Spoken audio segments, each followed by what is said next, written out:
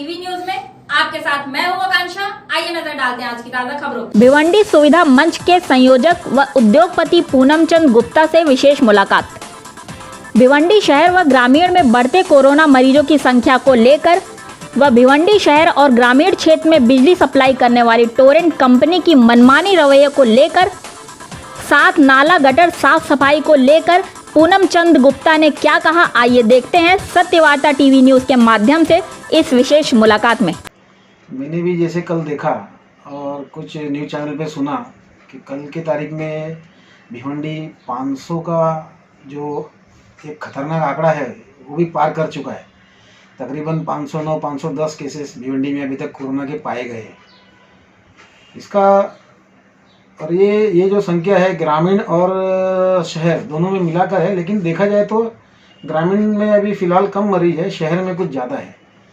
क्योंकि देखा जाए तो शहर में जो मार्केट लगता है और मार्केट में जो प्रशासन की तरफ से जो उनको सूचनाएं दी जाती है वो मार्केट वालों को खुद उनके बारे में कैसे पालन करना है समझ ही नहीं आता है, उनको कोई समझाने वाला ही नहीं है। मैंने जैसे आज भी कुछ मार्केट में पूछा लोगों को कि भाई आपका दुकानदारों को पूछा कि सम और विषम आपको पता है किस तरफ से आपको आज चालू रखना है या नहीं रखना है, तो उन्होंने मुझे बोला नहीं मुझे पता ही नहीं हमको कि ये सम कौन सा है विषम कौन सा है। जब आप सम विषम तारीख पे दुकानें चालू करने के लिए उनको निर्देश दे रहे हो तो कम से कम मार्केट में आपको जगह जगह हर रोड के एक तरफ एक सूचना की पाटी या बोर्ड लगवाना चाहिए कि ये सम संख्या की लाइन है और ये विषम संख्या की लाइन है। या उन दुकानदारों को जाकर महानगर पालिका प्रशासन के प्रभाग अधिकारी या जो भी हैं अधिकारी उन्होंने उनको समझाना चाहिए कि आपकी ये लाइन सम में है ये विषम में। लेकिन अभी तक वैसी कोई जानकारी उनको मिली नहीं है, ऐसा दुकानदारों से मुझे पता चला। और सम विषम का फार्मूला तो मैं पहले ही बता चुका हूँ, ये एक तरफ गर्दी लगने वाला काम है। एक दिन में मार्केट की एक तरफ की दुकानें चालू होगी तो एक तरफ गर्दी हो जाएगी, वो गर्दी हो जाएगी उस तरफ, तो फिर मार्केट पूरा ओपन रहना या एक तरफ ओपन रहना, वो कोरोना के विषाणु लोग घर पर लेके ही जाना है, जिससे संक्रमण और फैलेगा।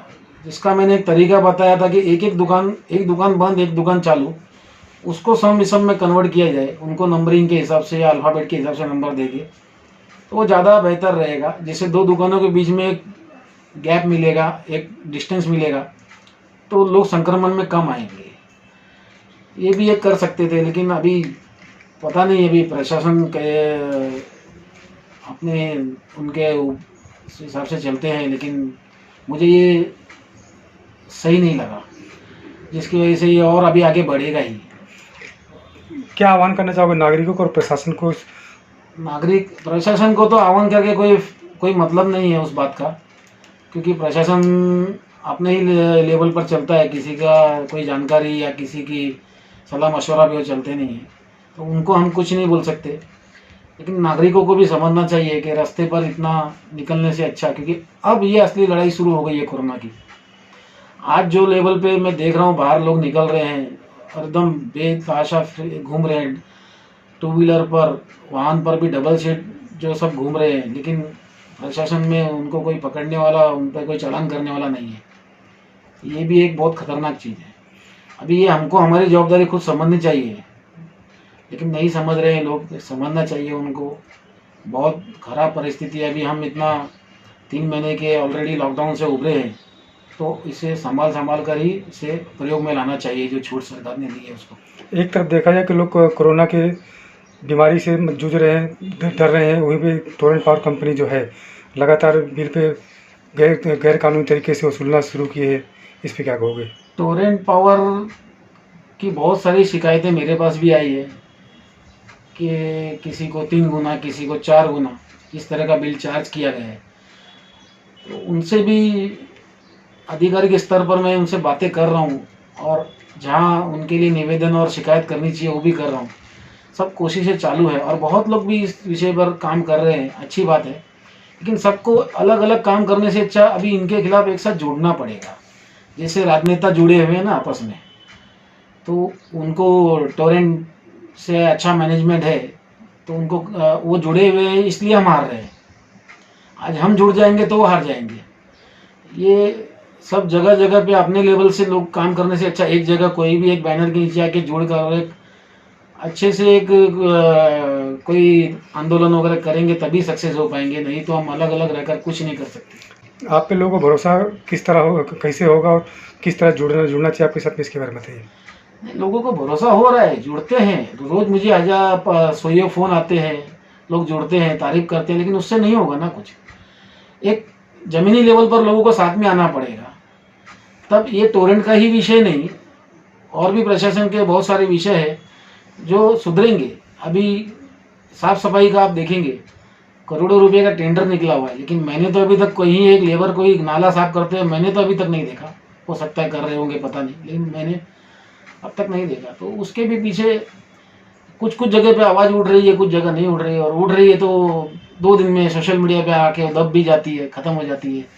क्योंकि नेताओं के भी और भ्रष्टाचारियों के भी अपने कुछ पाले हुए लोग हैं जो उधर भी आकर उनको टॉर्चर करना चालू कर देते हैं कि ये काम नहीं करे। देखा जाए तो आप 332 एरिया में रहते हैं, यहाँ पे हर साल पानी का जल जमाव होता है, तो इस साल क्या लगता है आपको, साफ सफाई नहीं हुई तो जल जमाव होगा? तो फिर अभी तो कुछ दिन पहले ही एक वीडियो इतना वायरल हुआ है, अनिकेत जादव करके एक अच्छे इधर के रहिवासी ने इस बात का खुलासा किया। 2 फुट भरे पानी में खड़े रहकर उसने वीडियो बनाया, वायरल किया। 2 दिन लोगों ने देखा, फिर सब भूल गए। इसी तरह एक डांबर का रास्ते का भी एक जागरूक नागरिक ने उसको भी ओपन किया, 2 दिन सभी ने देखा, फिर सब भूल गए। ये ऐसे ही चलते रहेगा तो भिवंडी ऐसे ही चलते रहेगी। क्या आह्वान करना चाहोगे महानगर पालिका को? मैंने पहले ही बताया, महानगर पालिका को कोई आह्वान करके कोई फायदा नहीं। फिर भी बरसात मतलब शुरू हो गई है, जल जमाव नहीं होना चाहिए, इसके साफ मैंने सफाई पिछले साल आह्वान, आप बोलते हैं चेंबर डालने के लिए अच्छे नगर सेवक लोगों ने भी रिक्वेस्ट दी, लेटर दिए, वो एक चेंबर नहीं दे पाई जो म्यूनसिपालिटी। फिर आखिर मैंने अपने जेब से जगह जगह पर चेंबर लगवाए थे पिछले साल, सभी को मालूम है, लोखंड के बड़े बड़े चेंबर। आह्वान किया था फेसबुक पे, जिस नागरिक को, जिस समाज सेवक को, किसी भी पार्टी के आदमी को चाहिए आकर आप ले जाओ और लगा दो। क्योंकि कुछ लोग मर गए थे मेरे सामने, मेरे बाजू में ही ये नाले में एक बच्चा गिर गया था, 4 साल का, गहरा नाला है, 20 फुट गहरा, तब भी वहाँ एक चेंबर नहीं आ पाया, रिक्वेस्ट निवेदन दे के। और महानगर पालिका को ऐसे आह्वान तो छोड़ो, वहाँ जो शिकायत के पत्र देते हैं उसका ही जवाब नहीं मिलता है। तो आपके चैनल के थ्रू आह्वान करके मुझे नहीं लगता कोई। लेकिन जिस तरह देखा जाए कि हर वार्ड में एक नगर सेवक होता है, जनता उसे चुन कर देती है, उसको नगर सेवक को क्या कहना चाहोगे? नगर सेवक, जिम्मेदारी बनती है। नगर सेवकों को कुछ कहने जैसा मेरे पास शब्द ही नहीं है।